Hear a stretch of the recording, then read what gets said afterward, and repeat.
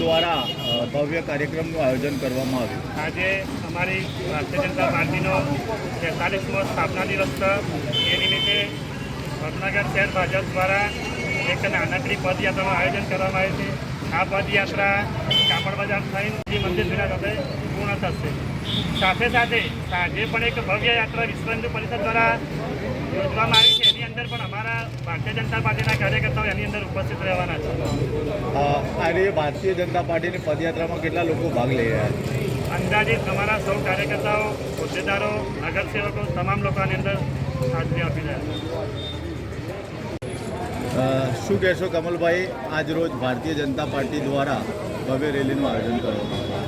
આજે અમારી પરંપરાગત 46મો ભારતીય જનતા પાર્ટીનો એક ઉજવણી દિવસ છે અને સાથે અમે વડનગરના સૌ કાર્યકર્તા મિત્રો સાથે મળીને અમે એક પદયાત્રાનું આયોજન કરેલું છે અને આ પદયાત્રા આખા નગરમાં ફરશે અને અમારા ભાજપનો જય જયકાર અને સાથે અમારા નરેન્દ્રભાઈ મોદી સાહેબના વતનની અંદર ભગવો લહેરાયો છે તે બદલ અહીંના ખૂબ કાર્યકર્તાઓ ઉમટી પડ્યા છે અને સાથે સાથે અમે આ પદયાત્રા ખૂબ ઉલ્લાસ ઉમંગ જેવી ઉજવવાના છીએ.